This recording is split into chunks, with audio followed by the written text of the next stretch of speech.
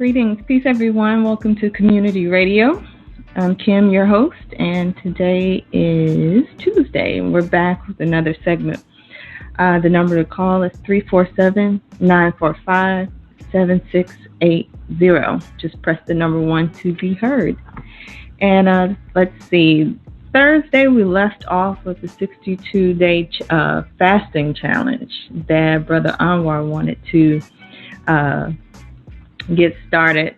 Chief spoke about this in Sunday's Chief Speaks about giving up something that you are used to having for 62 days just to see that, you can make it without it. So we're going to talk about that a little bit today to see how it's going for some of you. And also we'll talk about whatever else is on your mind. If you have a question or comment or topic you would like to bring up, it's fine. Just make sure you press the number 1 and I'll get you through. I also wanted to make sure I encourage you all to go to SaduluHouse.com to sign up for the classes. That's where you can sign up for the spiritual training phase 1, as well as all of the classes that I facilitate on different spiritual practices such as meditation, candle magic, water magic, alchemy, lots of different things, and kind of help you understand those things a little bit more when you come to ritual, when you have to light a candle in a ritual, or if you have to have a certain type of oil and maybe you're in a location where you can't find that particular oil. I did a class on herbs and oils to show you how you can make them yourself, and how you can, and what that oil represents in your ritual. So we have a lot of classes there that you can choose from. Make sure you just go to SaduluHouse.com/store. They're all there. And you can check me out on Facebook, Instagram, and Twitter at The Serious Bitch, SIRIUSBITCH. And I'm also working on a website where I have some services up as well. You can go there to sign up for classes as well. And then I have some other services, like if you need help with rituals, or if you would like a ritual done on your behalf, we can do that too. You can just go to seriousbitch.com. The website is still in the works, but most of the information is up and it's active. So make sure you check that out too. So today, again, we're talking about the 62-day fasting challenge and other things.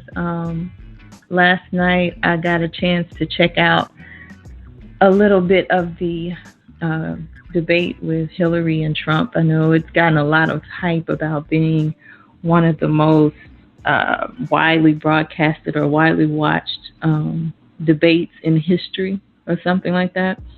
And I didn't plan to watch it, but the TV was on, and I don't have cable, so it's like you get like those 2 or 3 channels. PBS is one of them, and like a local news channel is another. So I watched it, and I gotta tell you, that was the most hilarious debate I think I've seen thus far. This election is really interesting to watch, because you can almost tell that this is just, Trump is just there as a distraction so that Hillary can win, because they are really kind of painting Donald Trump as to be like somewhat of a buffoon. His debating skills are pretty weak. His speaking skills, have been pretty weak. To just kind of put Hillary in this light of, like she's so professional and everything, and so much more experience. And you got to look at it because Donald Trump is one of the wealthiest men in the world. He's not that dumb. He can't be that dumb to be, as wealthy as he is. But it seems like, this is the thing. And I guess this is what had to be to get a woman elected, as president, because as you know, she's tried before and it wasn't too favorable when she's up against strong candidates. So like I said, I watched it. It was just hilarious. No real answers, really. just a lot of back and forth. It was very unprofessional, I think, or kid, just kind of catty or childish. But I don't know if you got a chance to watch it or you saw some footage of it, like on CNN, a recap or something. You can call in and tell us what you think about it. But it looks like Hillary might be our next president. So what do you think about that? We discussed it a little bit on a show once before about what happens when feminine energy is in a masculine role and how out of balance things can become. So I don't know. What do you think about it? Did you get a chance to listen to the debate? What do you think? And I'm going to go to our first caller. I think this is Brother Anwar. Greetings. Greetings. How you doing? Great Tuesday. How are you today? So, I am well. I'm well, energized and full of life, like I'm supposed to be. So, I didn't watch the debates.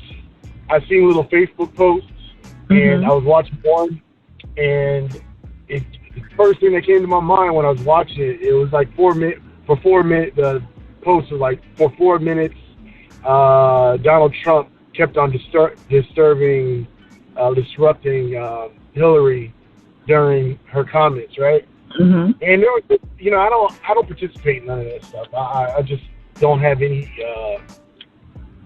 I don't have belief in it, nor do I care about it. But it just. I was just watching it, and it just the thing that came to my mind was the war between the white man and the white woman. And I'm going to just say that all day long. That's what I kept on seeing. Kept on seeing the white man going against his white woman. And I'm just thinking about the viewership on it, and especially people of indigenous backgrounds, that we're watching something that does not pertain to us. And we keep on kind of putting it into our community and keep on putting it. And these are just the thoughts that are going through my mind while I'm watching this whole thing. And I'm just blown that there's so much intention. And then you look at the posts that people are putting up on this and recognizing that they're all disagreeing with both of the candidates, and they all got problems with both of the candidates, but they keep accepting other people's problems. And it was just, like for me, I just was disgusted by it, and I just thought to myself about the same scenario. And I started thinking about another thing too, about the whole election in general and how it's running.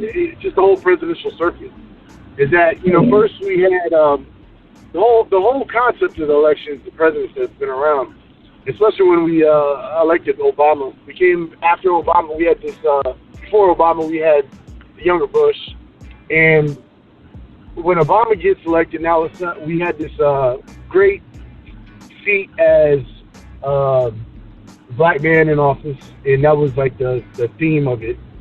The black man's in office, and then right after the black man comes, what we think we're going to see is the white woman in office.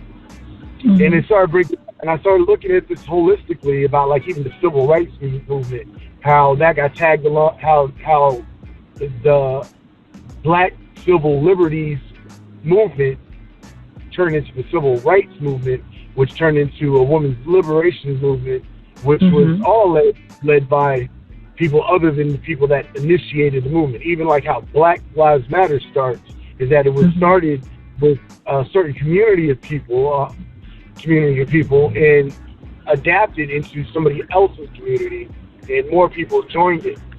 And I don't know, man. I just see this big narrative that's been happening for thousands of years, I guess. I don't even want to limit it to just what we're seeing, but for time's sake, we'll keep it based on our aspect, our vision of what we're seeing. And it's just, it's one of those things that it's like, it makes no sense to me, and I just don't want to participate in it. I don't think we all as people need to really participate in a lot of the things that they keep on throwing in front of our face to distract us. But and distract us from just normal life and living and finding our happiness, finding our route and our momentum in life. Yeah, but I totally understand what you're saying about not getting caught up in the whole farce and everything. But we still are like American citizens. We're located here in America, and whether we agree with it or not, we still come under those laws. We still have to operate within those laws. And like I said, our location, puts us here anyway. So even though you may not support it or you may not agree with it or even participate in it, someone in another country, excuse me, looks at you and still says, well, you're still American. You still have that label. Even when you leave the country, you still have that on you. I mean, they can't mistake you for anything else. So how can you kind of completely remove yourself from it and say, like, it doesn't matter or it doesn't affect you? Okay. I look at it in two different manners. Is that and this is how our government is set up when we start talking about the public area, is that it's set up in two different manners. You're dealing with the state and you're dealing with the country or the nation, federal government. So federally, and I'm gonna say just like my dad told me, my dad isn't from the, my dad does not live in this country, and he told me like this: there's nothing much any president can do in the federal level with the United States of America, dealing with how the corporate structure and how the laws and how the UCC laws are situated and set up. They might do like little addendums and certain little motions to adjust those laws, but there's not much that America can do as a nation under a federal government that can be moved too much. But locally, state-wise, from city to county to state, this is where, if as Americans, this is where we're supposed to be putting our participation in. Because wherever we actually personally reside at, when we start dealing with our local leadership, local public officials, and I don't want anybody to use that word leadership, I was going to use public officials, we need to be informed on those people, and those people that we put in office that are going to be directly involved with our school system, our police system, our property taxes, our judicial systems, the things that we initially have here in the city, the county, and the state.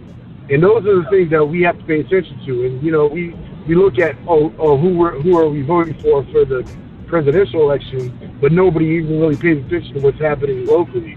Now, locally, I would be involved. You know what I'm saying? I would be involved locally when it comes down to elections. But the presidential campaign is a joke, and it's always been a joke, and there's never been a time that it's been something that's going to be beneficial for the country as a whole.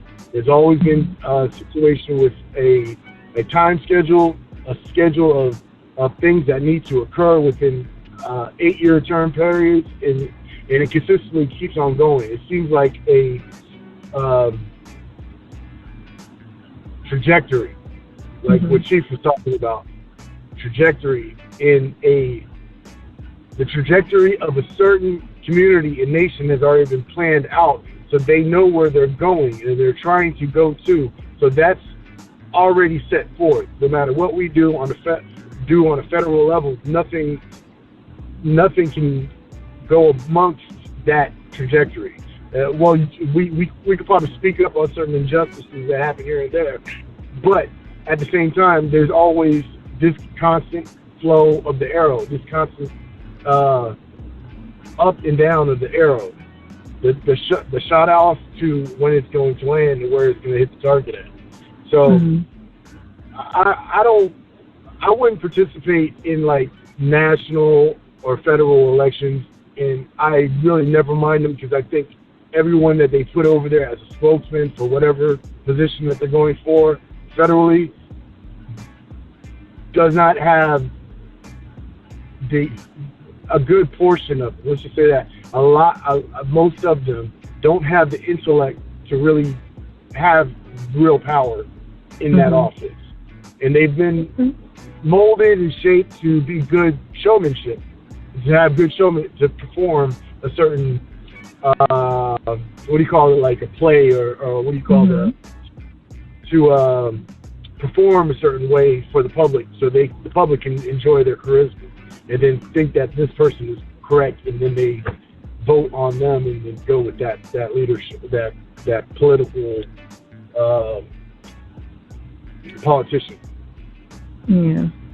So you agree with voting locally? You do participate at that level, right? Okay. I want to bring in another caller. 443. Greetings. You're on Community Radio. Greetings. How y'all doing? Fine. How are you? Greetings. I'm good. Peace. I didn't watch all of the debate. I was doing a killer workout last night. It lasted like 2 hours. I was so proud of myself. But they had it on in the gym. And from what I could see, I mean, it was a circus. I really just kind of tuned in a little bit for entertainment purposes only. I didn't expect to get any real answers or, solutions or anything to sway me, from one candidate to the next. I totally agree with Brother Anwar. Is like, I can't even participate on that level, especially with the two people that we're left with. It's like, do you want poop on a platter, or, do you want shit in the alley? I don't know. I mean, it's all bad. It's all bad. You know what I mean? Yeah. So I also agree with him on participating on a local level, which a lot of us don't do. And I think the trick bag is, to answer your question, Sister Kim, is how can you not disconnect yourself from this whole thing, being as though that we are, quote unquote, U.S. citizens? I think that's the trick bag. You kind of can't, and it's even worse for us as Black folks, whether you're well-off Black, you're poor Black, you're middle-class Black, it doesn't matter, because, one, we're all divided. We're not even on the same page with our internal issues. We're not on the same page spiritually, financially, as far as how, what's the structure to raise our families. None of that. We are completely divided in that. Now, throw us in this race for this presidency, for this country, and we're really lost. And I feel like we really dropped the ball when we elected President Obama, because we did not hold him accountable for our issues. He just had to be Black. Mm-hmm. That's it. Oh, he's Black. That's why I'm voting for him. Oh, okay. Well, what are his standards? What is he trying to do? Oh, I don't know, but he's Black and he's cute and he has an awesome family. So yeah, that's why I'm voting for him. You know what I'm saying? That's why the LGBT, Latinos, all other quote unquote minorities, they have everything that they want. The gay and lesbian community, they went out, they came out in droves, they threw money at him. Hey, we want, equal rights. We want our partners and lovers to have health insurance with us, all these type situations. And what happened? It happened. Why? Because they came together, they put that money up, and they weren't quiet. And they were like, look, we got you in this seat. This is what we need you to do for us. And he came through. What did Black do? Oh, well, he's Black. Hallelujah. He's in the chair. Meanwhile, he did nothing for us. He wouldn't even speak on our behalf. when all these murders and killings were happening to us on camera. Oh, he was so careful about how he expressed his feelings about that. So now you fast forward, we got Donald and Hillary. And it's like, oh, okay, where's my passport? Because I ain't going to be able to do it. This is mayhem. And at this point, I'm just sitting on the couch with the popcorn like, well, what's going to happen next? Right. You know what I mean? Yeah. I'm not going to take off work to go to the poll and vote for these fools. I tell you that. And I know a lot of people are, well, you can't. If you're silent, then you're a part of the problem. You got to vote for somebody. No, I don't. I really don't. So if you're not a part of the voting process, first of all, how do we even feel about voting? Do you feel like it's effective only at the local level, like Anwar was saying, or do you feel like your vote makes a difference at all, or should we vote? Should we not vote? You were saying that was it LGBT? I think that's it. Community and Hispanic community got things they wanted because they participated and because they got together and put money into their causes. Well, they also voted as well. So should we just not vote at all, or should we get together, put some money together and vote? Does voting not work, or what should we do? I think that. Oh, go ahead. Just to say two things. Effectiveness of voting on the local level, it is there, but we have to do proper research when it comes down to voting for people.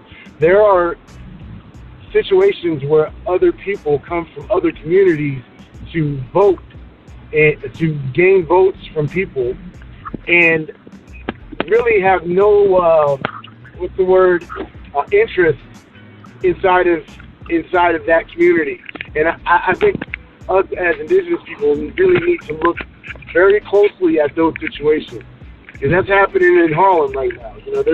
I seen a video the other day about a man that's in Harlem, but he's not in Harlem with the interest of the majority of people in Harlem. So that stuff like that you got to watch out for, especially when you're talking about effectiveness of our community. And we don't, like here in Tampa, I know for a fact we really don't have that many I want to say African or indigenous political leaders here. So that is something that we have to always kind of pay attention to. So that's one thing. Other thing,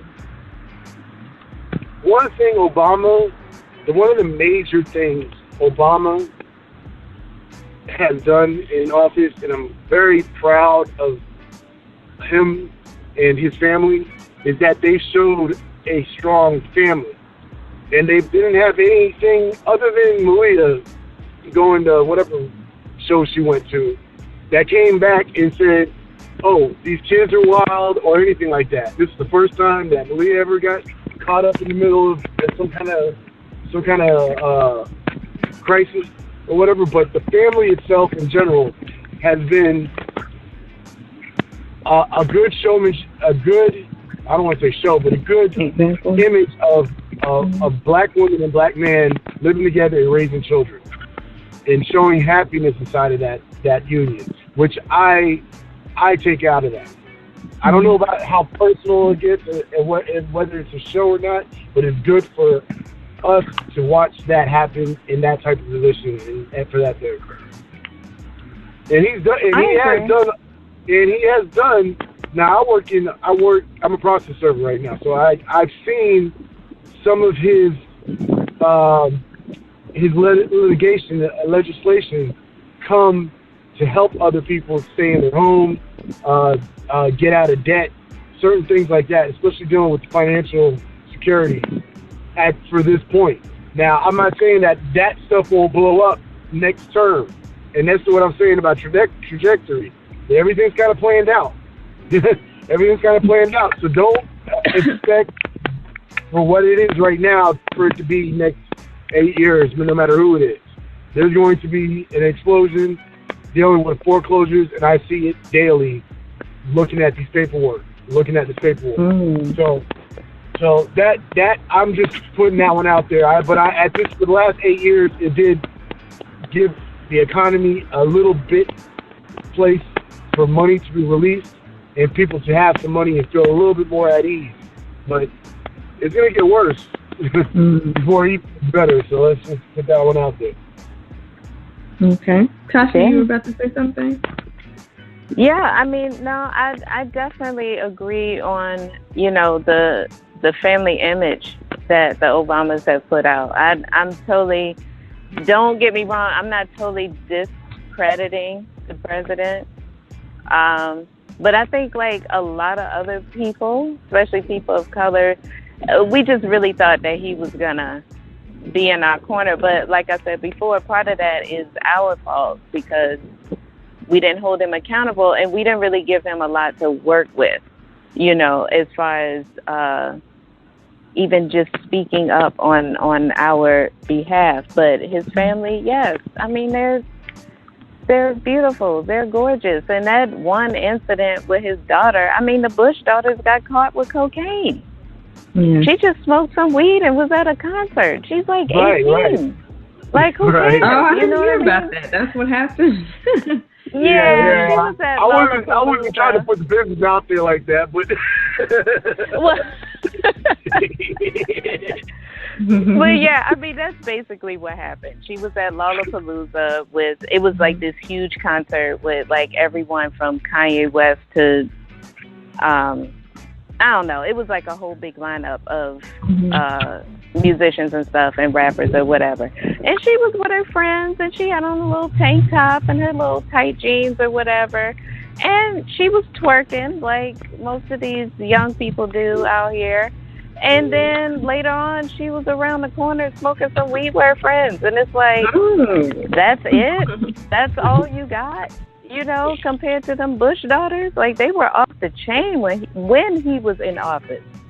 They didn't even wait until after, his presidency was done. So with that, yes, I cannot discredit the man for that. It's wonderful. Michelle is everything, and it's great.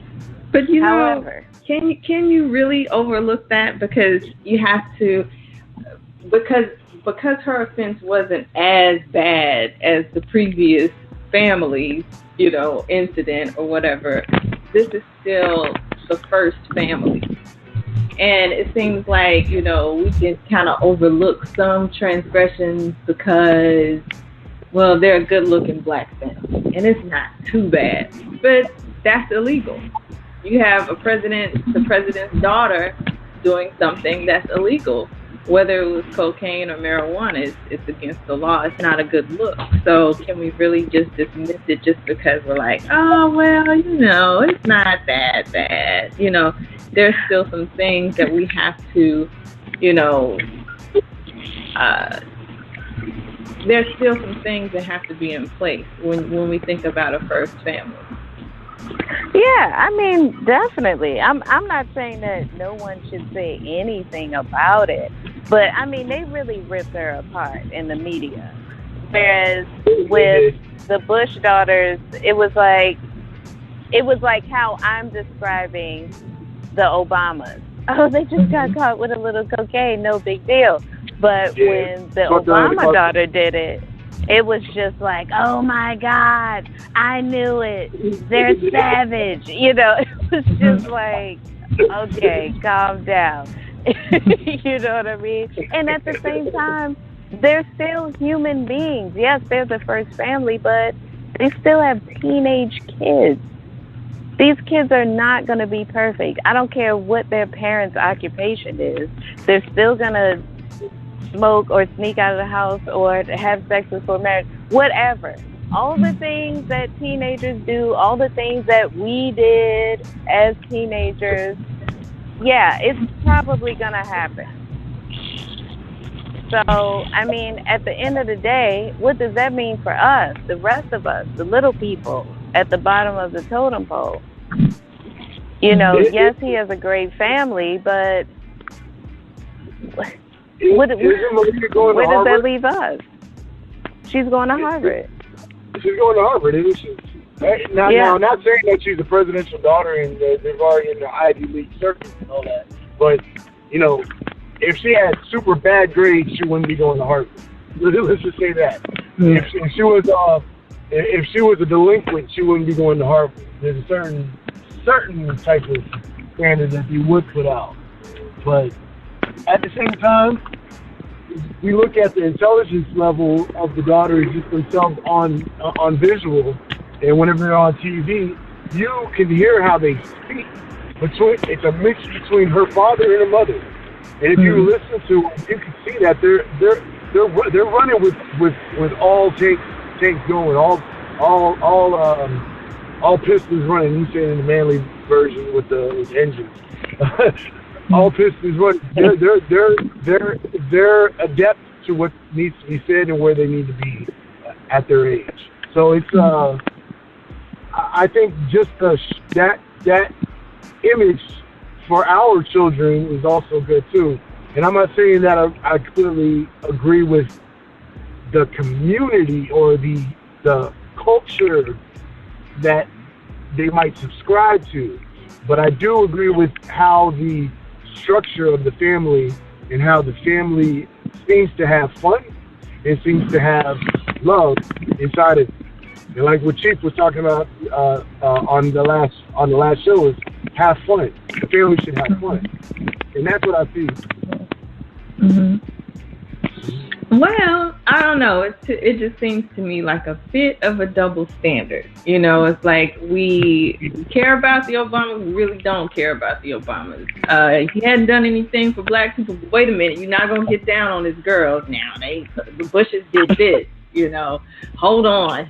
She's going to Harvard. She's not that. You know, so it's like, you know, we still kind of have this. I think we wrestle with it a little bit. You know. Well, I think it's just like how we treat our family members. If you have sisters and brothers, somebody on the outside talks about them, you ready to fight.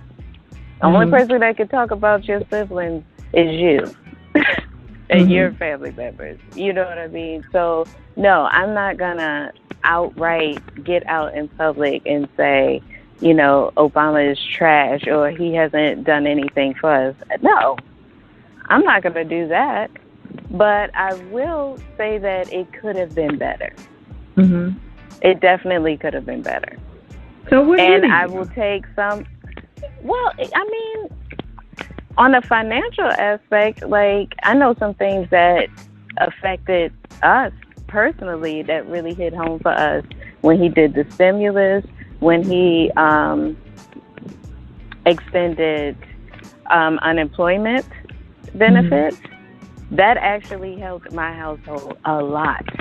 Okay. That was great. When he extended the Pell Grants, when I first started going to school for psychology, I was getting Pell Grants for like, I think it was like $500 or $600 a semester. But then when he got in office, it got up to like $1,500. So that was awesome. Okay. You know. So, like I said, I'm not saying, you know, he totally wasted 8 years of our lives and he didn't do anything. I'm not saying that at all. I'm just saying that as far as our deeply rooted issues, the way that we're being treated in this country as black folk, I just wanted him to be a little bit more vocal about it. That's all. Yeah. That's all. Just to show that, hey, this isn't right. Because these are my people, and I'm going to say how I feel. Or maybe he didn't feel that it was wrong. I don't know. I don't know the man personally. So maybe he was sitting back and was like, that's what those niggas deserve. I don't know what he was thinking. But, you know, if I had to bet my paycheck, I would hope that he didn't have that type of mind frame about his own people. You know, but who knows? I just wanted him to be a little bit more vocal about it and to really push the button to say, hey, this is wrong and this is going to stop. This is not going to happen on my watch. Yeah. Okay, so for all of you that are on the line and that are listening, the number to call is 347-945-7680. Just press the number 1, and I'll bring you in. And again, we're just talking about politics a little bit today. The election, not the election, the debate last night, and just things surrounding politics and how it affects us. Even though we may not really classify ourselves as Americans, but the location and the laws that we follow kind of puts us there anyway. So we're just talking about that a little bit. Again, if you'd like to change the subject, that's fine. It's an open conversation, open topic. There's no set topic. So just press the number 1 and I'll bring you in. So one of the things that I noticed during this debate last night, like I think Omar was saying something about it. Oh no, maybe it was you, Tasha, that he kept interrupting Hillary, and I think even he did a lot of sniffing. I think someone said something about him sniffing cocaine, and I mean the whole production was just. It was so funny if you got a chance to see it. I don't know, like I said, if anybody else got a chance to see it, but it was pretty funny because, like you said, nothing really actually got talked about too much. No, you can tell that Trump is not up really on anything political. He's strictly a businessman. But one of the things I was saying is that I think what Anwar was saying. Like at first we got a black president. Now we got to get a female president. Next, we may have to have someone who's gay, to run for president. That'll probably be next. But it's like to get her into office, it's like they had to put her up against someone that's just so ridiculous. That's so, it's like you said, it's choosing the lesser of two evils. No one really wants to vote for Hillary, but no one wants Donald Trump. And it to me, it's just like they're making him out like he's playing a buffoon almost, because it sounds really ridiculous. This man cannot be this dumb. He's one of the wealthiest men in the country, or in the world, rather. His name just says money, You mentioned Trump, the first thing you think about is money. So for someone to be that powerful, they can't be as dumb and ignorant and backwards as, people would like to say that he is. As a matter of fact, like most of the politicians are probably on his payroll, or has given him money for something, before. But it seems like a tactic to kind of make you vote for Hillary. You know what I mean? What do you think? Oh, yeah, I think so. And I even heard,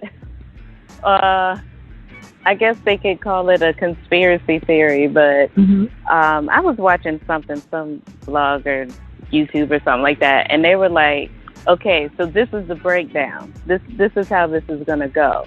So back in the day when Clinton got caught with Monica Lewinsky, that whole sex scandal thing, and Hillary stood by her man, she didn't waver or anything, I love my husband and we're going to continue with the presidency, blah, blah, blah. She probably right then and there was like, she knew she wanted to run for president then. So she was like, okay, this is my ticket in. And they were probably like, okay, look here.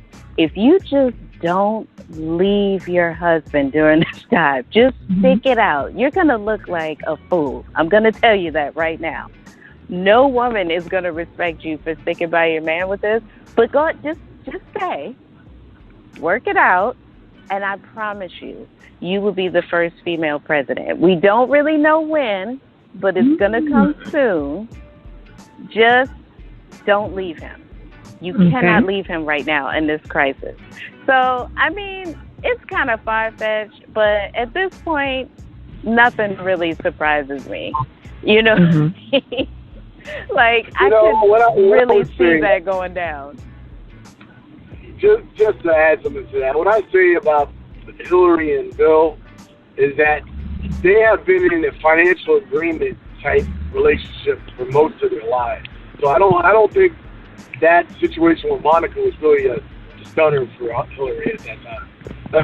and if you were supposed to recognize their empire, they've been making business and taking money from people easily since Bill got in office, even when he was a senator.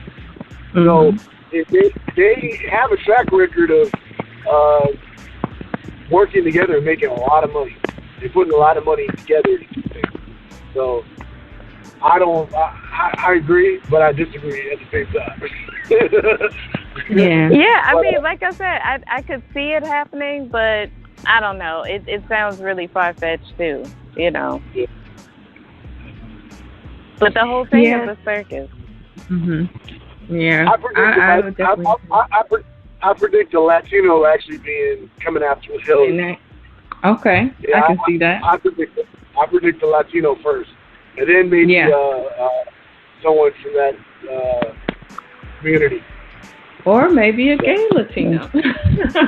That could be a mix. They might be trying to brush some stuff down the line. So that could work. That could be it too. Yeah.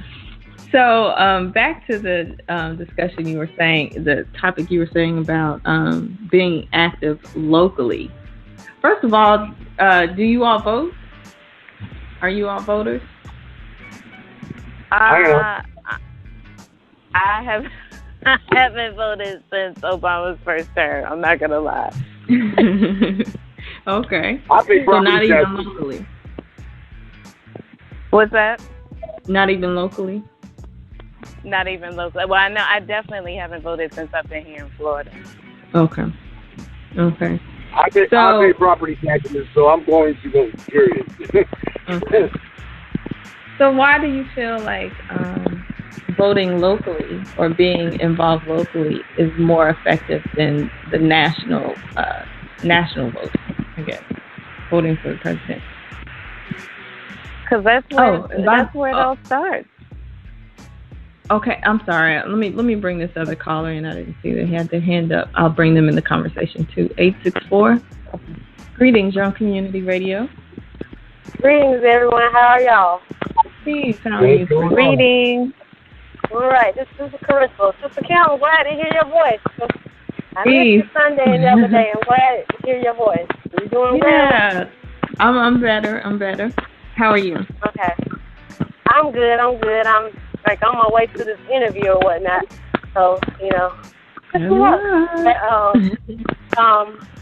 was just going to say, I'm like in and out trying to listen. From what I'm hearing, y'all talking about voting and who's registered and, grassroots, level versus the whole national thing. And I want to say, for me, I never really cared about voting ever since I was in high school because I remember when they started teaching you about government and how it works. And I remember learning that, there are two votes that go, which is the Electoral College and the popular vote. And from what I know, the popular represents the people, and the electoral vote represents, like your senators or whatnot. And the electoral vote is what actually wins the race. So in my mind, I'm thinking, for anyone, what does it even matter that we vote? Because, the popular vote could choose one person, and the electoral college could choose, a different person, and it's going to be determined. The president is going to be determined by who the senators say. So what's the point of even voting? And people will say, well, you influence the electoral college. Okay, if you believe that, So for me, I just don't even see the point of voting as people. If you're not a senator wealthy with land, what's the point? Well, what about all of your ancestors who died for the right for you to vote? Well, what about it? I mean, I guess that's all I really have to say. What about it? I mean, they died trying, They were trying, and they were killed for what? Because they were trying to vote for a system that wasn't for them. So, plenty of them I don't really get that argument. You know, they will go to the polls and have ridiculous things like how many beans are in this jar. And then, like, I learned through the school system, you know, we as black people are always Democrat, Democrat, Democrat. And in actuality, Republicans kind of had more, not saying they truly care, but if you want to think like that, they had more interest in you than the Democrats. Democrats were actually like the lower class, trashy white folks that think just because they're white, they're better than you, and they were bullying black people at the polls. So, even then, I don't see the point of voting for a system that just don't care for you. And I respect my ancestors, but I feel sorry that they had that mindset of let these white people do something for me because they had years and years of physical pressure to see they don't care about them. So that's the way I feel about it. Peace to them. So it was a waste. So it was a waste. Yes, to me. Because where did it get them? A lot of them were getting killed for having the audacity to think they have the right. So what did it really do for them? We're still in this position today. You know, you can say it's different, but, like Paul Mooney said, nothing changes but the weather. Some of the circumstances are the same. It's just how they, how do they show us? Well, we're really not in the same position as the ancestors here in America were in the 60s, 70s. We still have the same type of racism. We still have the same kind of certain situations, but it has advanced to a different degree now. It has changed, has evolved, because they know their trajectory. So now, what our ancestors did here in America was to place us into a little bit of the system where we would be able to make our local communities transform by paying attention to the people that we vote for locally. Now, federally and nationally, we're still in the same situation. If you even break down the electoral college, it's based off the popular vote. The people that are assigned as electors are prescribed or are placed in certain districts that the popular vote has to win within each district for them to get that vote. So for them to vote, they're there to sit there and say that if this district wins, goes for this candidate, they'll vote for this candidate, whichever candidate it is. That's all the electoral college is. Even though it was the system under that system is still under debate now, since we have once again evolved. You know what I'm saying? That system was based off 13 colonies. So, and that was smaller structure than 51 states, right? Am I wrong, or 15? I always keep on confusing Hawaii if it's still a state or not. but the concept that our ancestors did here in America, yeah, we might not agree with it today as say, but if it wasn't for their accomplishments that they did in the past, we could still probably be going through the same situation, if not worse. If we had, because we're a conquered people. We all know that we're conquered. Well, we all kind of recognize that we are a conquered people.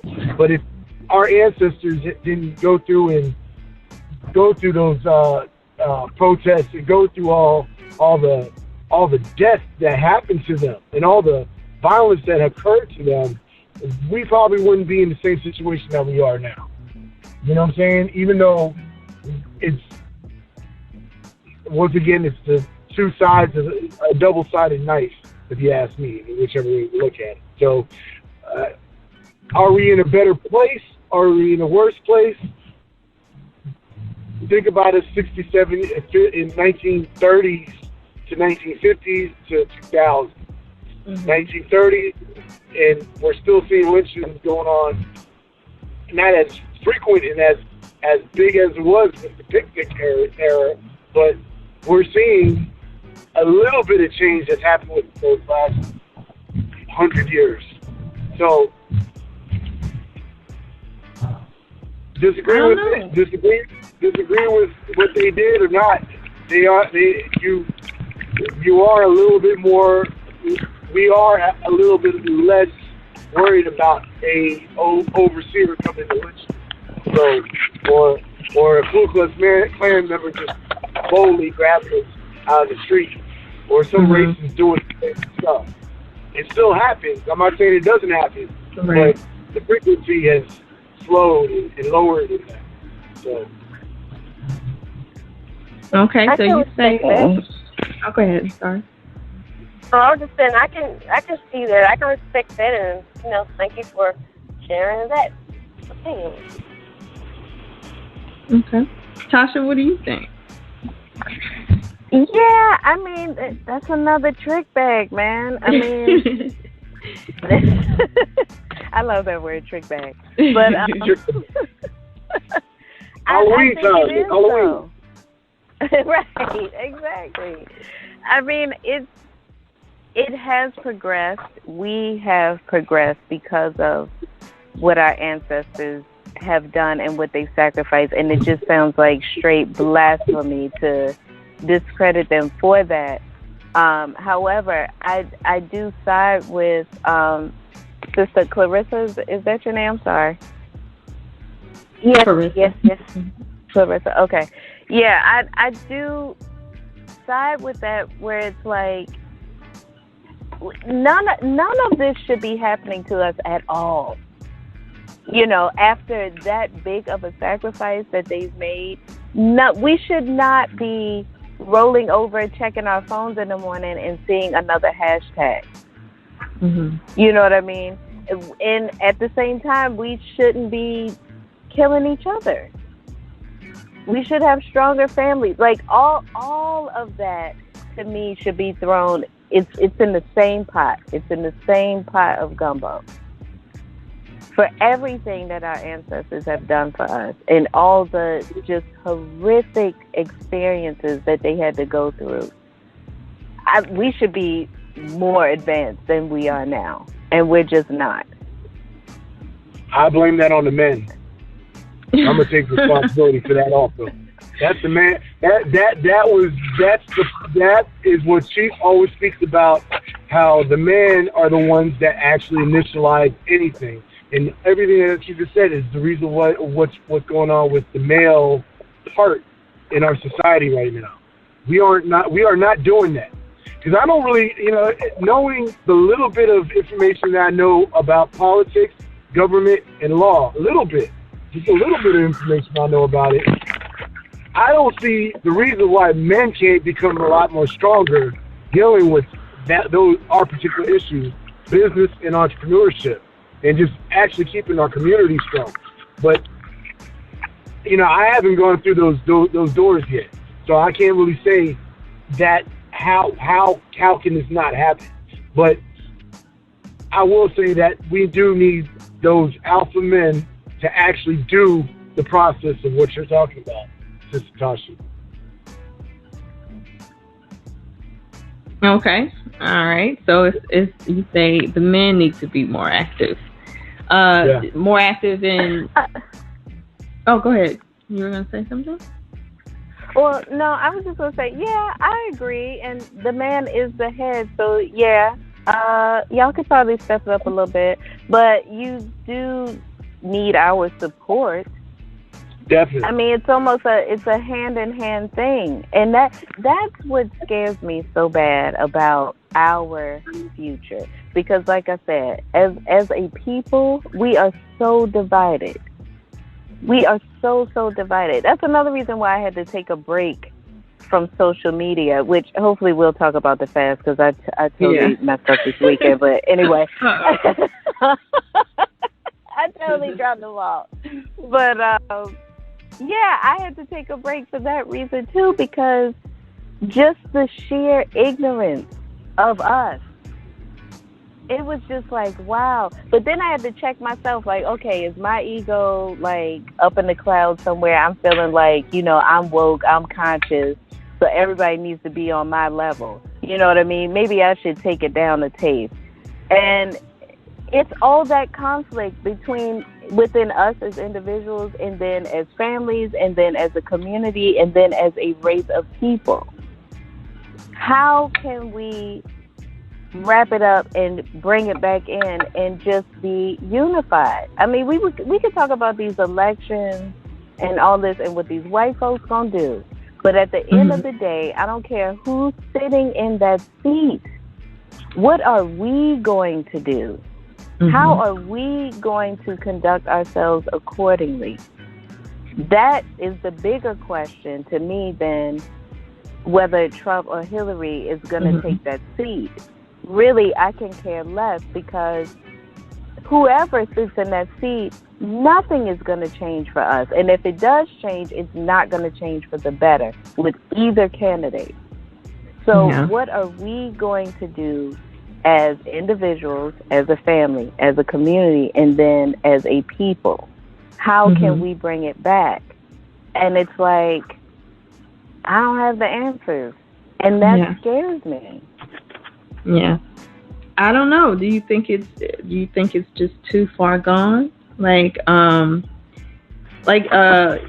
we can't agree on, one cause. Like you said, Hispanics had the issue of immigration rights, health care. They had something that they wanted to ask for. Okay, we'll vote for you if you give us this. Individual communities had their own, platforms. They had, something that they wanted. What do we want? Because a lot of people would say, and Anwar touched on it a little bit, that the playing field is level now with the, with everything being so global, and you've got the internet. You can run a business from your house and never have to leave the house. Nobody has to even know if you're black or white. A lot of things are wide open. And, before I forget, Tasha, someone left a comment on the last show we did. We were talking about beauty standards, and they wanted to know where your shop was located. Hey! I'm doing hair out of my home now. I'm not working in the shop currently.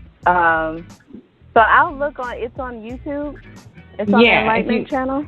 If you go to the Beauty Standards show, someone asked about your information, if you would like to share that. Okay. Yay. Yeah, so I just want to, I almost forgot about that. That's what I'm talking about. Like, let's just unify, okay? Let's just, in my perfect world, if I had to speak on behalf of my people and what I would want, what would be my perfect society, is if we were unified first, because that has to happen first before anything. And then if they would just leave us the hell alone. You know what I'm saying? Like, let us have our thing. I got a question. I have a question. The thing is, if we were to, let's say, perfect world, all black people united, living in peace and harmony, we're still in the United States. Is that even realistic? Because, I look at, the Tulsa, Oklahoma, and the Black Wall Street. Every time it seemed like our ancestors were doing this, the white men came and destroyed. So is that even possible to happen here? Okay.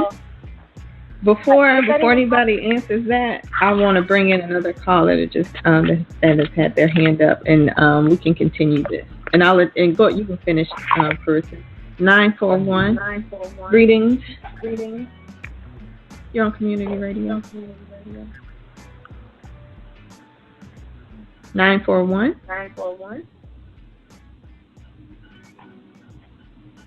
Okay, maybe they just hit the button by accident. Okay, go ahead, continue. Carissa wants to know if it's even possible, like, once we do get our stuff together, because we have in the past, we've done this before, it's been torn down, or, it's been destroyed. So is it even possible? Again, it's like, I have to ask the question, what do we want? We want our own communities. We want our own space, and we don't want to be killed on sight for nothing.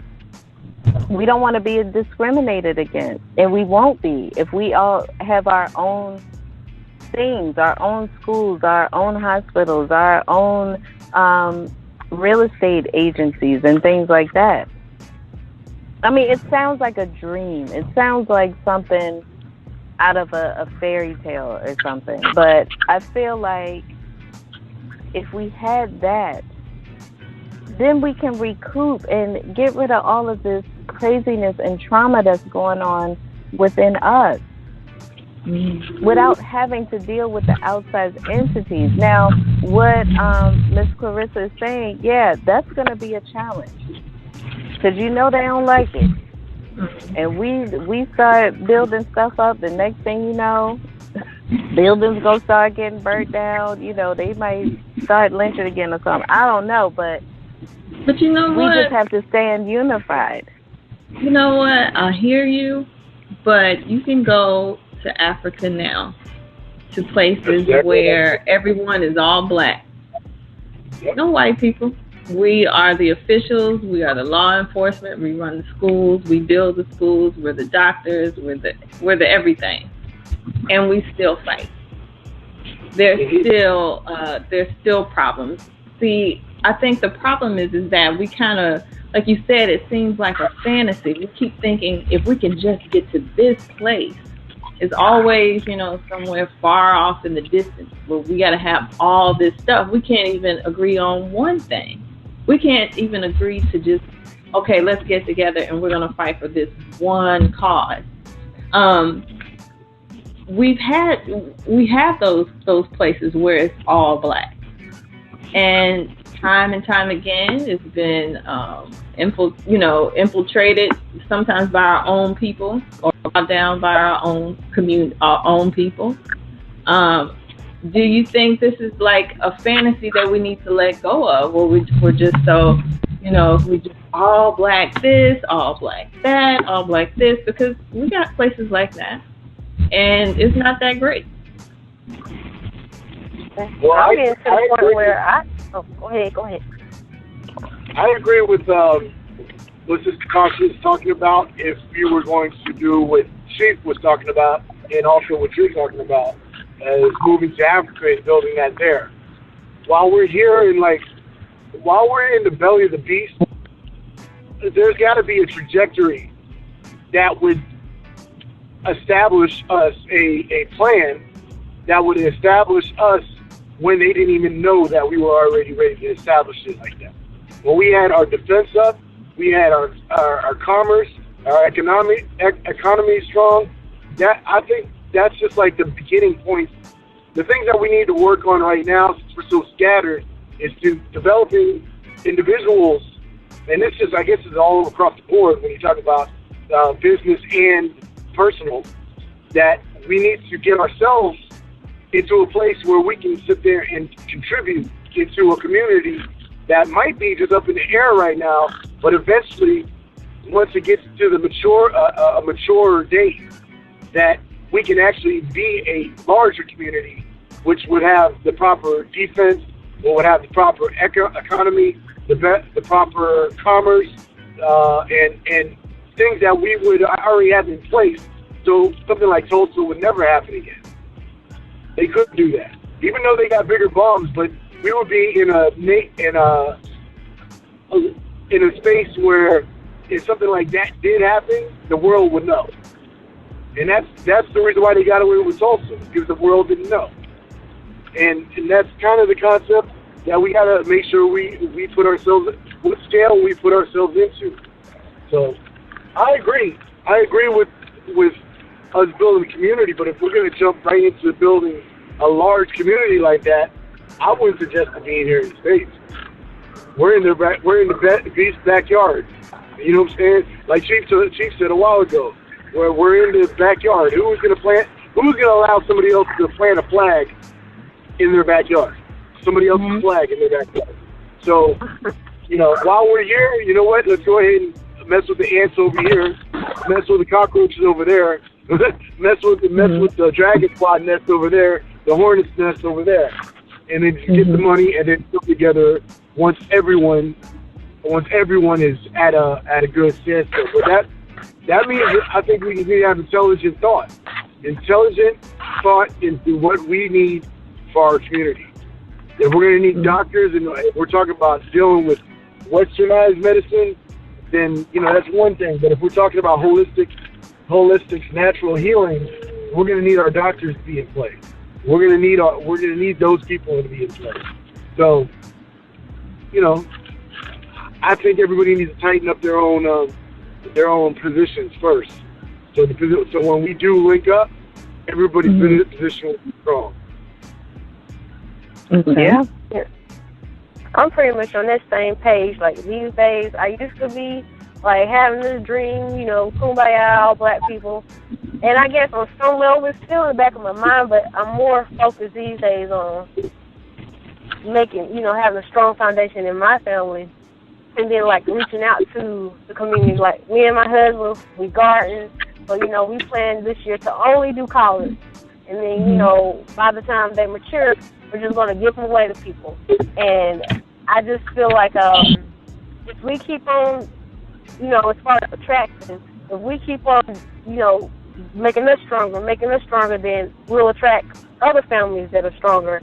And I'm just about communicating with these families that have the same goals, maybe not the exact, but, just a lot of the values that we have, and, just starting from there and seeing where that goes, and just being okay with that. But I personally kind of think that something to be learned as far as like Native Americans. I know that here in America, what they have that we don't have is the fact that, this land was theirs. And, I think that's a whole nother debate because, black people, I think we're native to everywhere in the world. You dig us up, you're going to find us. So, I have that debate on the whole Native American thing. But, they've been able to achieve the reservations and maintaining their culture and pretty much being left alone in some aspects. I'm pretty sure there are ways that we don't know, or at least I don't know, can't speak for anyone else, that they are maybe not as accomplished as I'm thinking, but that's the image that has been, the perspective that has been presented, that, they have their reservations, they can do things their way. So I'm, personally interested in looking more into that to see, how they're achieving this. And I do think they also got this is their lane. They also got a national presence. They can go to the UN and tell the UN that this company is drilling pipelines through our land. This is our sacred land. And they actually had I'm talking about what's happening now currently with them. They went to the UN. Their tribe that's leading this situation went to the UN and told the UN that this company is invading our space.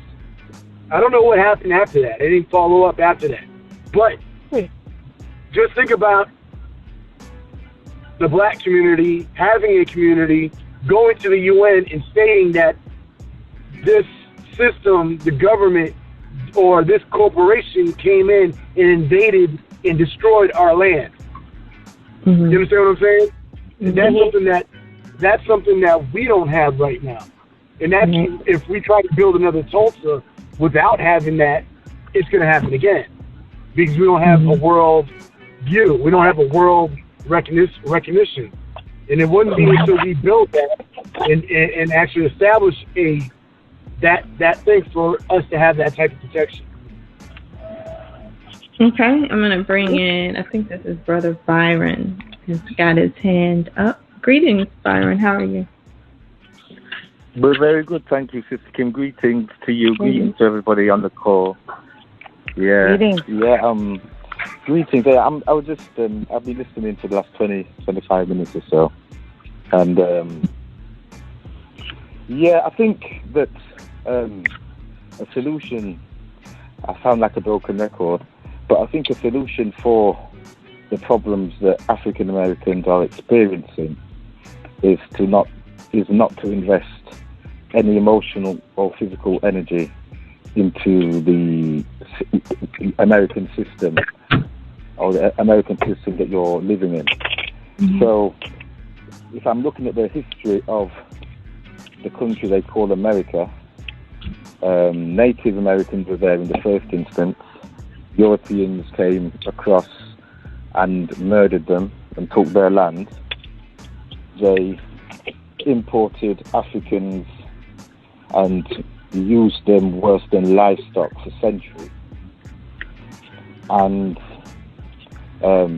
since that time, since slavery was abolished in America, African Americans have been very clearly at the bottom of the pile in every single social or economic factor. Now, when I think that African Americans in general need to wisen up. When a so-called step forward is made for African American people within the American society, what happens is the institutions and corporations in the society, the leaders of the society, they tighten up and protect their assets, whether it's economic, emotional, land, what have you. They protect their assets in other areas. So, for example, 200 years ago, it was okay to murder a slave or an enslaved person. It was okay to do that. That was part of the custom, the practice within the USA. Now you can't do that, but they have tightened up other areas within the society of America, which have left African Americans equally or similarly disadvantaged. And as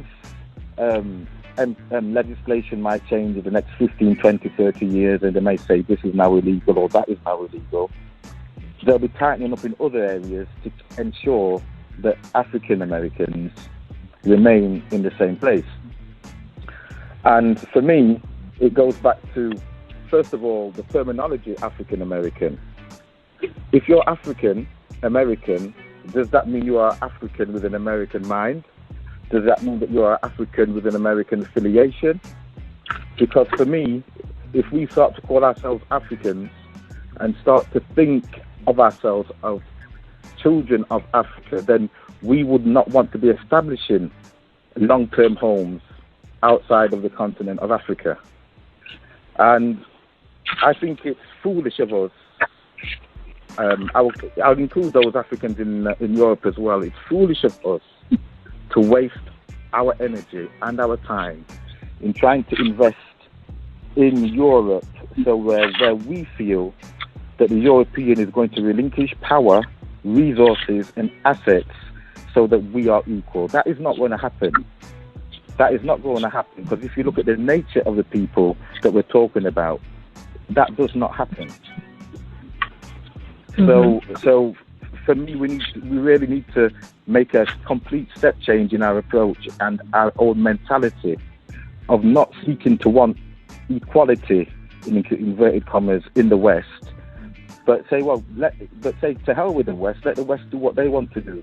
We need to revert back to our homelands in Africa and start to establish ourselves there. And Africa is not the land of milk and honey where there's no problems and no difficulties. We will experience difficulties there, but the difficulties we experience are nothing compared to the difficulties and the experiences that we're experiencing in the West. So for me, it's not about trying to establish anything of any significance in the West, because all what they will do is change legislation, change this, change that, start to poison the water, poison the air, spray whatever at night time over you. Whatever they want to do, they'll get into you and they will start to try to manipulate and to control.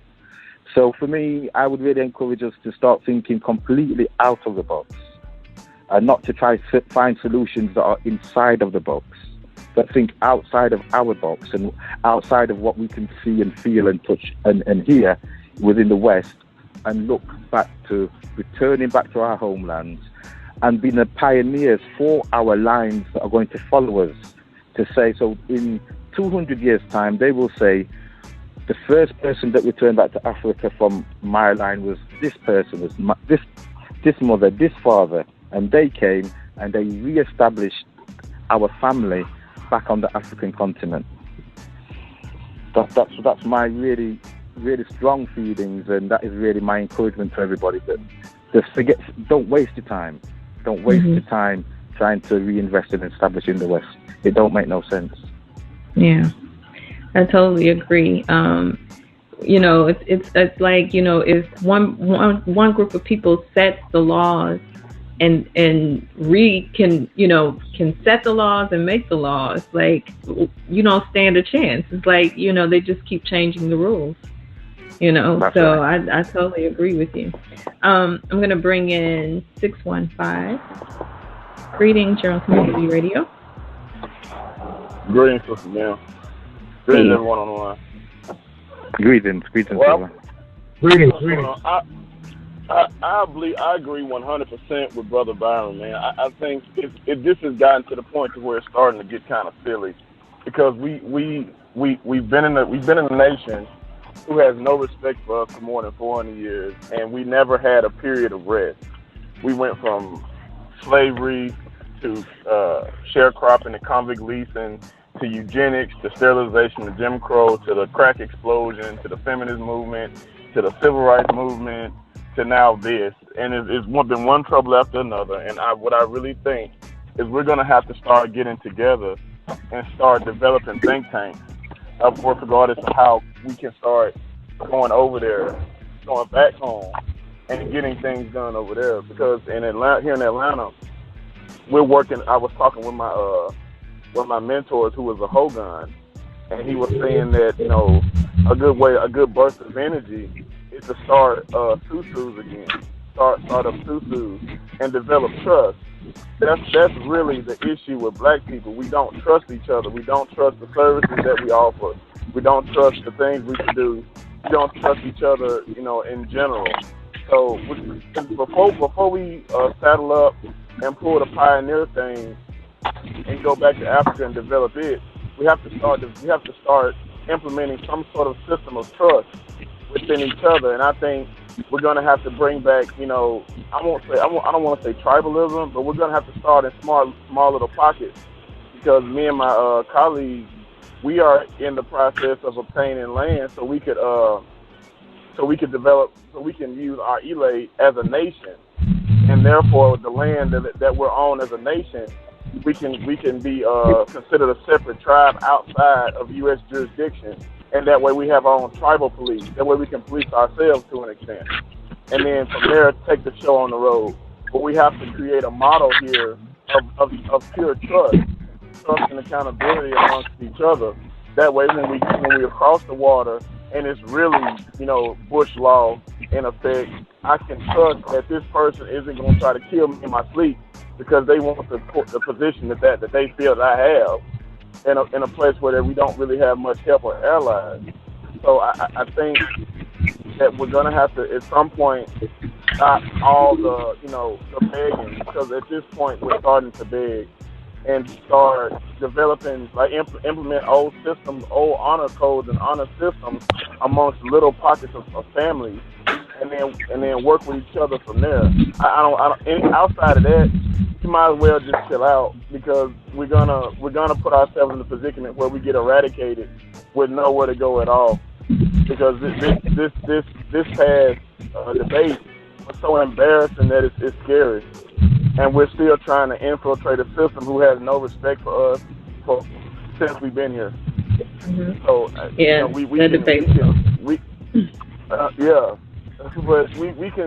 we can fantasize all we want, but if we don't trust each other and there's no system of trust implemented that we all have to follow, then none of it will work. So I'll be the first to go on record and say let's get together and have a think tank and start developing susus. That way we can trust each other with our money, and just have a system of honor and trust. Okay, so for those who are on the call who don't know what a susu is, can you explain that?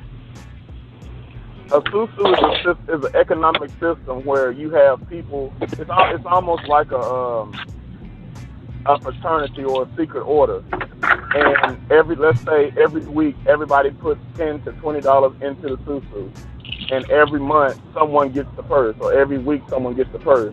So what it tends off of is the economic support of everyone in the group. So we're gonna have to start developing our secret societies and our honor societies. That way we can develop trust within that group. That way when we start doing this big stuff, we can trust each other with little things. Like a resource. There's a book. There's a book called I want to say the Women of the Marketplace of Nigeria or something similar to that. But there's a book where the women did that. They had their own susus and the men couldn't touch it. So we're gonna have to develop systems where we can trust each other, just like what they do, but just use it the way we used to do it. And like Brother Byron said, you have to start over and have be more concerned with your legacy. Like this is the first family that came to Africa and put plumbing down. This family came to Africa with garbage disposal. This family did electricity. This family did livestock. This family protected everybody. Like, we're going to have a sense of pride in the future and stop being so, I guess, Western-minded and being comfortable and successful. We really have a big task ahead of us. And I think the reason that we haven't started is because it's so overwhelming. Mm-hmm. It's an overwhelming task. Because, like, oh, man, I gotta go lay the plumbing. I gotta find a way to dispose. I gotta find septic tanks. I gotta get it over there. I gotta find a ship line I can trust. I gotta find a place where there's no conflict. I got to worry about parasites. I got to worry about medical care. I got to worry about tribal wars. Beef. How I'm gonna protect my livestock from the wildlife without endangering the wildlife. It's a lot of things that, like Brother Byron said, we're not going into the Garden of Eden.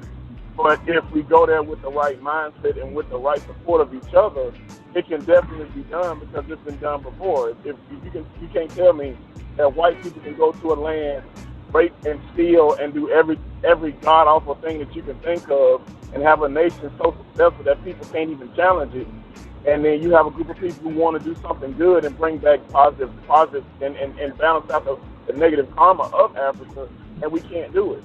So we have to get into our mind and bring ourselves to the point where it's like, okay, look, we're gonna have to get this done, and it's gonna be hard work, and it's not gonna be nothing we probably gonna see within our lifetime.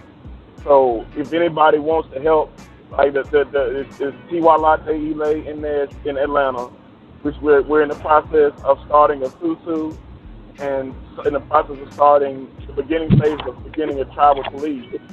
That way we can police ourselves. So if anybody can have my contact information, if you have any idea or anything you want to add to it, we also starting our own homeschool district as well. So we need boots on the ground to help us do it. And this is going to be a small model for what we can take to the next level. Because these people have really, really strong connections with Oyotunji. And I really think that we can use Oyotunji as a model to take on the road. But we just got to have people that's committed enough to do it. Okay. So there you have it. Everybody, Dietrich has invited you all to support his Elaine. If you wanted more information, I'm sure he'll be happy to give it to you. I'm going to try to go back to this one caller that had their hand up, 941. You're on Community Radio. 941.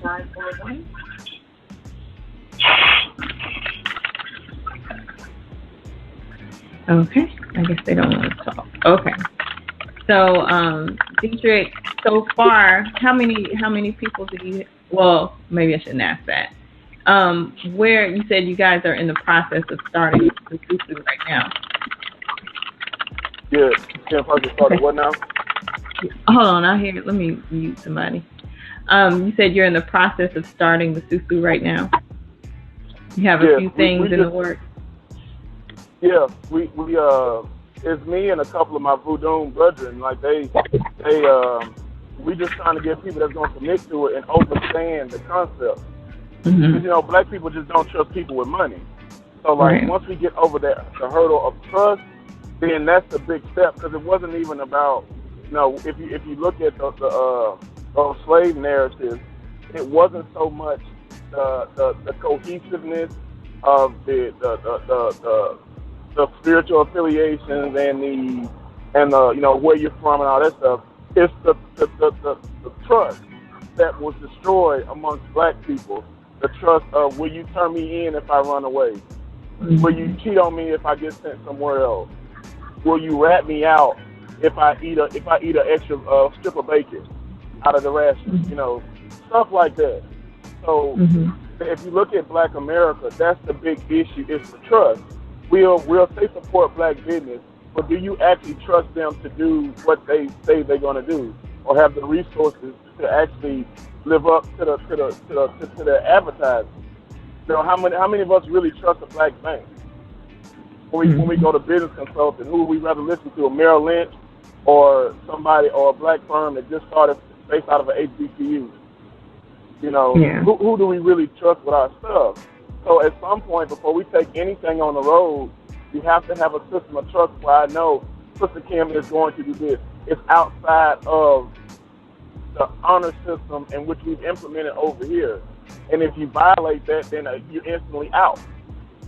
I don't even like calling them the Illuminati, but the Illuminati, Skull and Bones, even fraternities operate like that. Like, it's a system of trust. I know that you won't rat no matter what, because what we're doing is so important in your little petty differences that there's no way that you could possibly rat me out.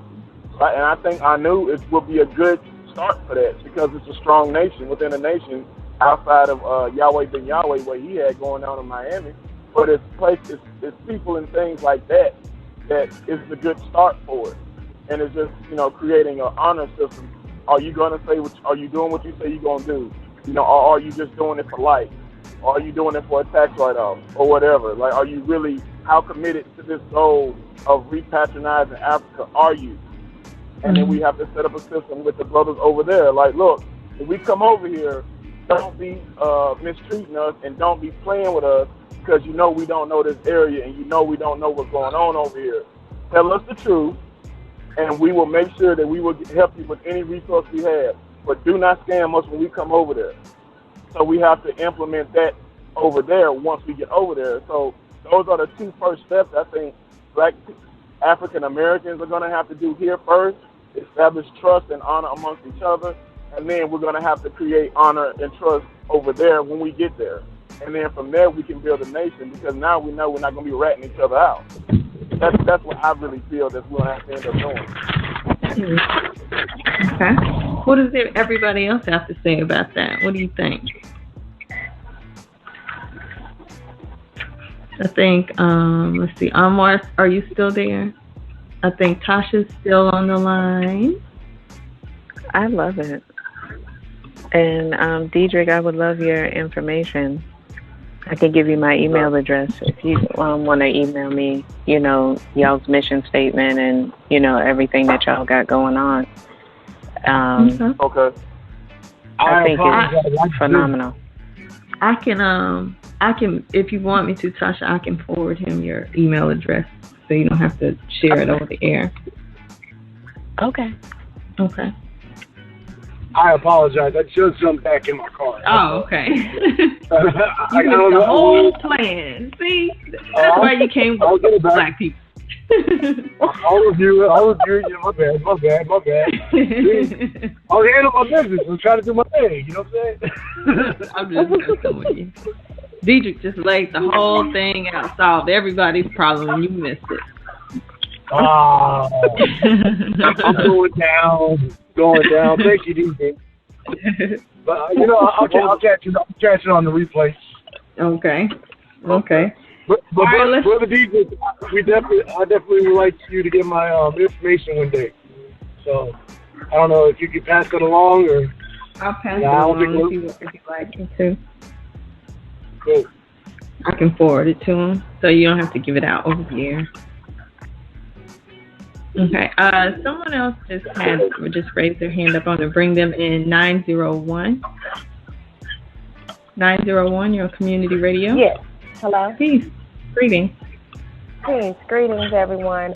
I really love the idea that Diedrich had about the Susus, and he's really close to me. I'm in Memphis, Tennessee. I'm not too far from Atlanta, so I definitely want to get his information or exchange information, or if there's any way we can connect. Dietrich, are you on Facebook or something? Can she find you on Facebook or Instagram or something? Yeah, you can. Y'all can just Facebook me at Dietrich Tucker. It's gonna be a picture of a football player in green. But just hit me up. I already know how people get down. It's Dietrich Tucker. And then my Instagram is BLAQUELION 41. Black Lion 41. Okay, thank you. All right, so good. Making some connections. That's good. Did you have any other comments, 901? Oh no, that was it. I heard him speak about it, and I'm very interested. And I know people were saying, "Yeah, I want information," but they were giving out, and we never got his information. So. Okay. All right. Thank you, and thank you for calling. Thank you. All right. Okay, everybody, we've got about 24 minutes left in the show. The number is 347-945-7680. Just press the number 1 to come in if you have a question or a comment about anything. I'm going to shift things just a little bit. We're going to talk about the 62-day challenge that Omar has everybody on, and check up on him and see how it's going. How's it going? Omar, can you hear me?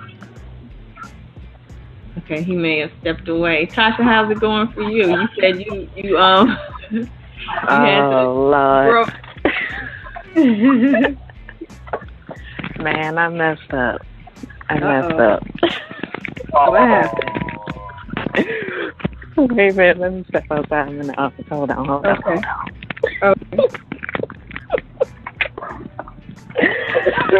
Okay, so I was doing so well until Sunday, and my husband kind of surprised me. He was like, come on, put some clothes on. I'm gonna take you out. Mm-hmm. Just me and you. We're gonna leave the boys at home. So I'm like, ooh, okay. So I didn't get dressed up, but I was feeling like really cute and sexy or whatever. So I ended up going on social media and posting selfies. And as soon as I posted, I was like, oh no, I was doing so good. I had gone like a month without posting anything. Mm-hmm. So I messed up there, and then we ended up going to this awesome Creole restaurant, Black owned. The food was like out of this world. And so, we were feeling all good and happy and everything. So I ended up smoking too. Uh-oh. Yeah. Everything just went out the window. Everything just went out the window. So, yeah, I flubbed real bad. And I think that's why I worked out so hard last night after work. Yeah. Like, I had like pure guilt, okay? It was just eating me alive. And I pretty much did like a 45-minute workout at the house. Then I went to the gym and banged out another like almost 45 minutes of cardio. So I was like, I got to get it out my system.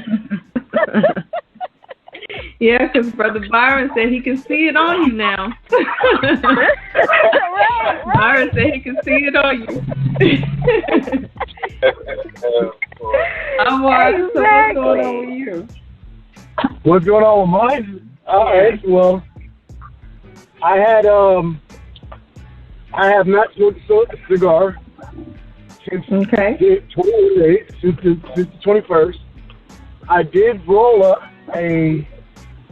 I would say a joint, but it's really not a joint. I rolled up, I smoked some herbs. I mixed a little bit of tobacco with mint, some sage, and I rolled up a little spliff of that on Sunday. And I've been using my little crutch, which my crutch is annoying the shit out of me. Excuse my language, but it's annoying me. I don't like these vapor things. I don't really agree with the vapor concept. And when I started using it, I already said it to myself, and even now I got like this is the last one, the last refill that I got on it. And after I get this is done. I'm not dealing with it. Dealing with that anymore. So next, after this thing gets done with the little vapor thing, for the next 60 or 50 something days, I'm not smoking at all. I still think what I'm gonna end up doing is there's a couple things I realized actually about the whole process is that I never understood how much energy I used to get from just striking the lighter. Okay. I didn't get it. I didn't get it because I did this. I did a dumb move. I took the vapor cigarette looking thing, right? And I put it in my mouth, and I went in my pocket, and I grabbed my lighter, and I lit the top of the vapor thing real quick. So I'm looking at it. Don't ask me. That's a crackhead motion, but it's all good. It's all good. But I'm looking at it, and I didn't realize how much I missed just striking the lighter and bringing the fire in my hand. So that just to get on the esoteric stuff, that flame in my hand means a lot. Yeah. And I also realized there's a ritual I do whenever the Sunday show went on, which Sunday show was excellent, and I want to give a big thanks to everyone that was on that show, and I really see how well the students y'all really can articulate your points very well. And even in a spur of a moment question, you can the brothers on there, Brother Charles and Brother Zach, the articulation behind their commentary and their conversation is amazing to me.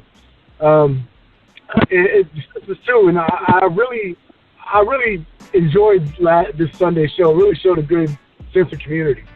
And I like I said, I got a good vibration off it.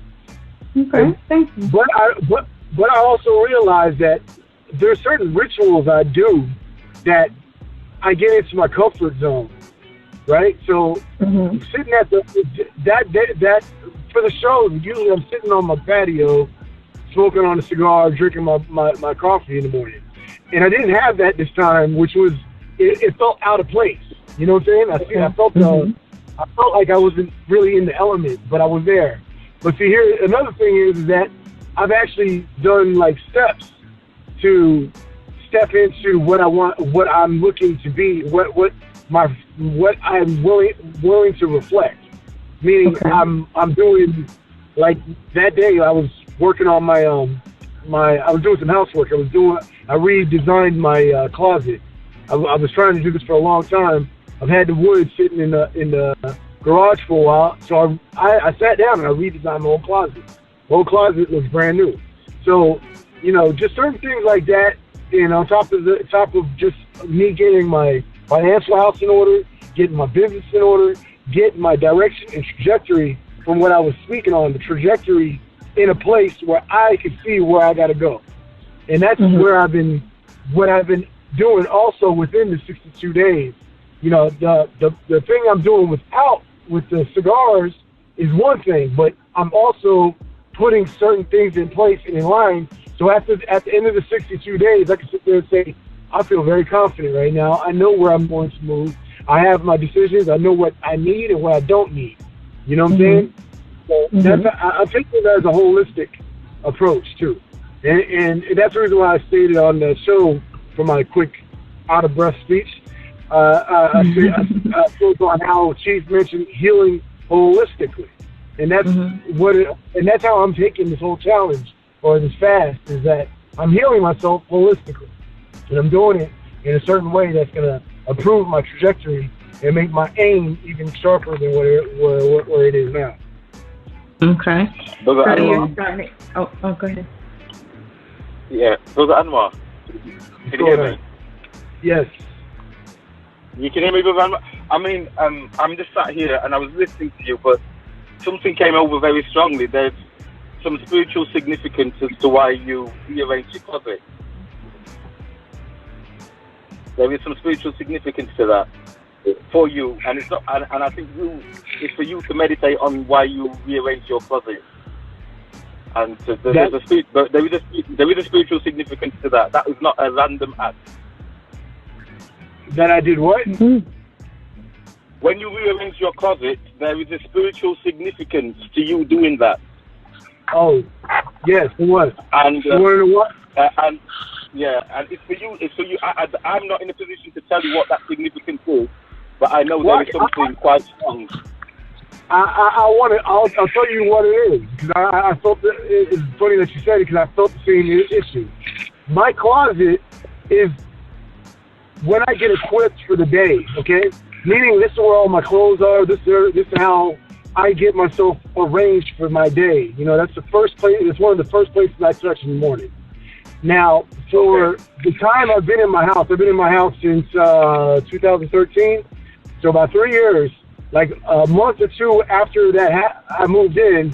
My closet, the rack that was holding my clothes, fell down. So since then, I haven't had a rack to hang my clothing, look at myself correctly, or even go through the stuff I had. Right?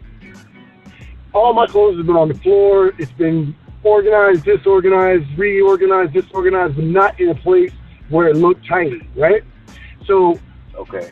As soon as I got that whole thing situated, and it's funny that you say that, because I was thinking, I was looking at, I won't say I was thinking exactly the same thing, but I was looking at it, I was like, this looks like it's functional. It's working. This looks like, now since it's done, now it looks like I can go in here, get myself ready, make sure everything's done, get out the house, and boom, I'm in process. But I'm also not only just dealing with my closet now, but it's happening all over my house. There's a lot of stuff I'm getting rid of in my house. There's a lot of stuff I planned on doing that didn't get. I kept on saying I was going to do it, but never sat there and said, you know what? Let me take the time and do it now. You know what I'm saying? So I feel exactly what you said, Bobby. If you see something else inside of that, but that's the momentum of it. That spirit, that's it. It's that actually stepping into you and doing what you got to do. Yeah, and what has just come to me also, there is, Chief has outlined several rituals for cleansing and cleaning the home. I think they're on the early shows, if I'm recalling correctly. And it might be useful, and also in the book, also, in Grasping the Root of Divine Power, there's some rituals on cleaning. Mm-hmm. So it might be worth having a look at that as well, and see if there's anything that jumps out at you. And it's funny, I'm always in my book, so my book is my Bible. Yeah. I don't even want to really compare it to it because it's stronger than that. You know what I'm saying? Yeah. So that book, not even just the book, the utilities that we find on Sadulu House, the things the information that we find on everything from Andrew Nation to Sadulu House, the Enlightenment Transformation, the videos, everything has helped me become to where I'm at. Even, one of the main things that come up to me every time I work on the house was the show that Chief did, that show about your house is not your mansion. I don't know. I want to say, I don't know exactly the title, but he was speaking on how rooms in your house, and your house is one thing, and your mansion is your whole full body experience, your full thing. Home is not a mansion. I forgot exactly what it was called, but it was a good show, and it broke down the concepts of the rooms in your house. What rooms do you have in your house that are functional? Which ones are confused, distorted, distraught?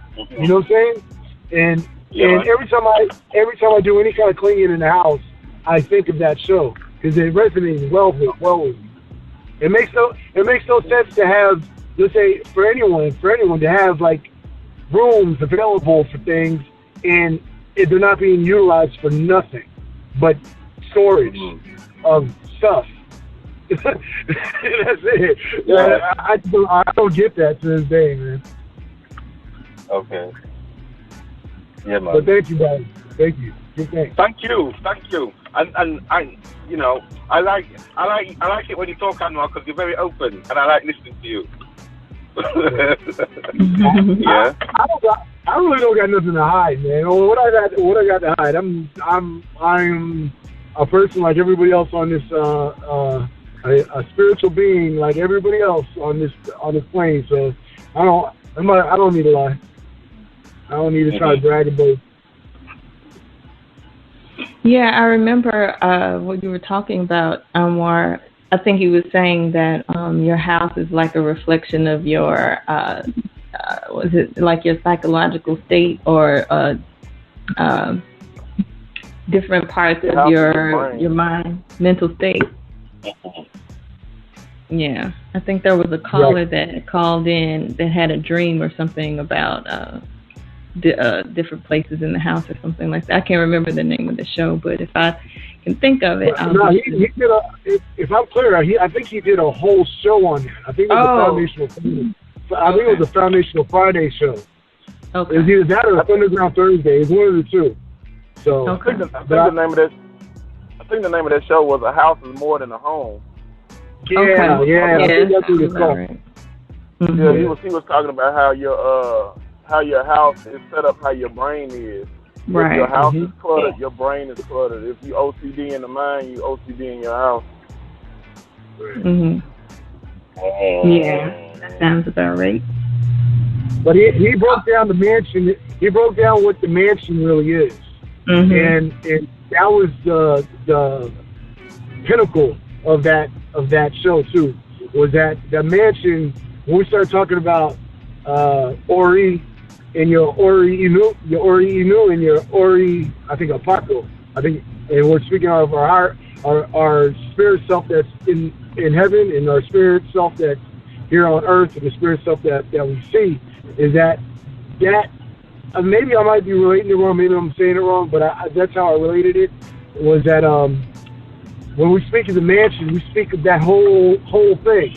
We speak of the Ori entirely in regards to that. And she, like I said, I got a lot out that show, and I got the mind that as soon as we get off the line, I'm gonna go back to that show, listen to it again. But it was a good show. I don't think people understand how when Chief does stuff like that. I don't think people understand the severity and the depth of that, because that there's been multiple studies about that. It was a book called Blink by Malcolm Gladwell, and they were saying that you can tell, instead of people interviewing people for jobs, come in and see with resume, just go in their house and see what they have displayed, because you see the order of importance where things are at. Like this stuff Chief's saying is not nothing that he created in the vacuum.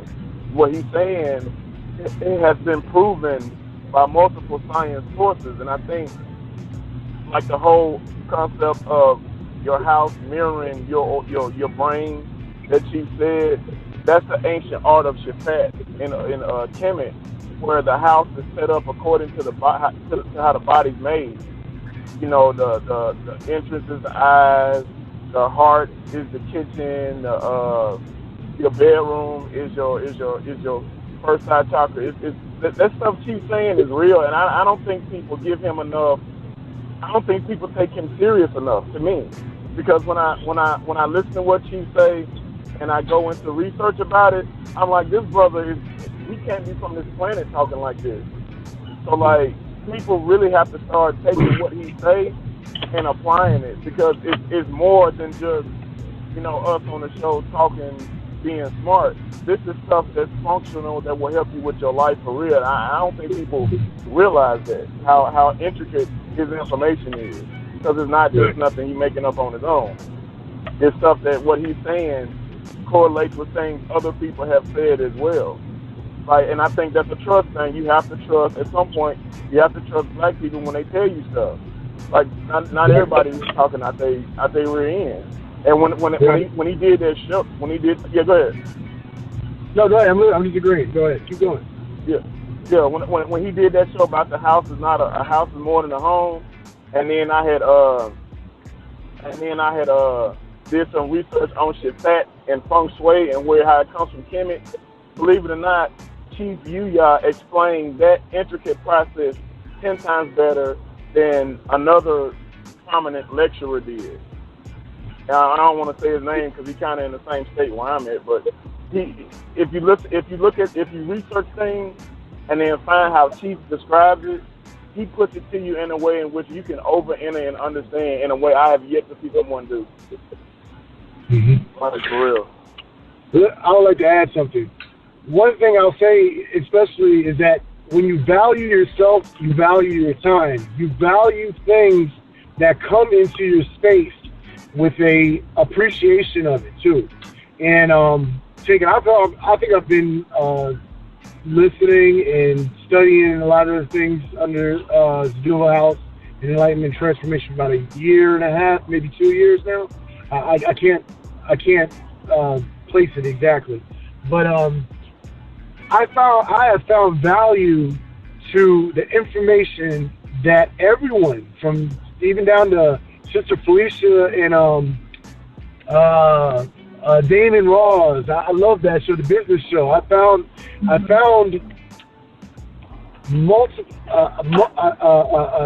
enormous amount of information that I valued.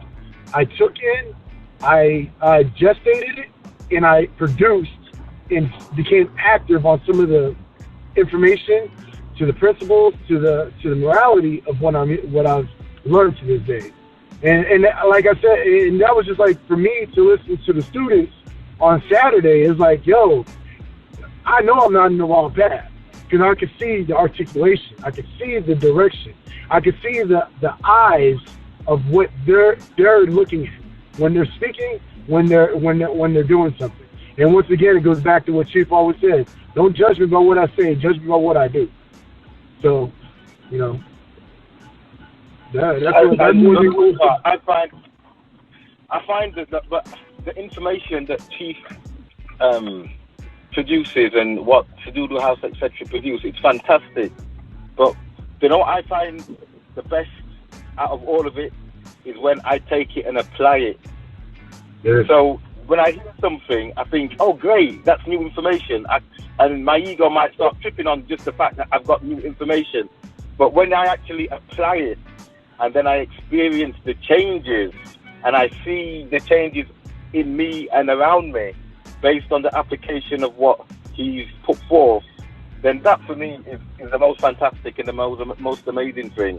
And I'm full of gratitude for that. I'm really full of gratitude for that. But it's in the application, and even down to something that really struck for me was is the show that he gave about why pray, and that really shifted my psyche significantly, because brought up in a Christian home, we were told to have a particular deference to the Creator, etc. Okay, and to only speak to deities in a particular way, whereas we would verbally demean ourselves when speaking to a deity. And when Chief really said, you don't do that, you're meant to will it, you're meant to will something to happen, that really has shifted my approach. But in shifting my approach, the evidence of willing rather than praying or asking has been magnificent. So so for me, the application trumps everything really. And I'm not, applying the information that Chief gives is the most significant thing for me. It really is. And I wish I had the capacity to apply it all, because the information is so big. But yeah. Right. Yeah. That's the beauty of it, because like he's the type of person where and I'm gonna tell you, for people, the new listeners or the callers or the new people that's new to our new nation, the Chief is so deliberate with his intentions that you'll find yourself subconsciously doing stuff that he does. Like if you actually listening to him, and like Brother Byron said, and you have any intentions on applying anything he says, then you will start to subconsciously see the difference. Because I know the way I handle people is completely different. To the point to where I'm like, hold on, wait a minute, man. Like you, what? You know, the change. You notice the changes how you react to things, and how how what you tolerate, and how the questions that you ask. Like I remember him saying on the show that he can always tell when someone is listening to him based off the question that they ask. You have to ask more intelligent questions. And in order to ask intelligent questions, you have to really understand the issue and what you're curious about. You're not just trying to play devil's advocate or sound smart in front of people who really don't even know you. So just taking your ego out of what you're trying to do and just really applying what the man's saying. That way you can notice the difference in yourself. Like if you've been listening to Chief for more than, I'll say, 6 months, and you haven't noticed how you handle things different or even look at things different, you're really not paying attention. You're just looking for somebody to copy off of, and you're not really getting the concept. It's like physics. Physics is conceptual. It ain't just black and white. It's conceptual. So if you listening to his concept and how he views things, then you'll automatically see a change within yourself, and you'll notice it the way you handle stuff.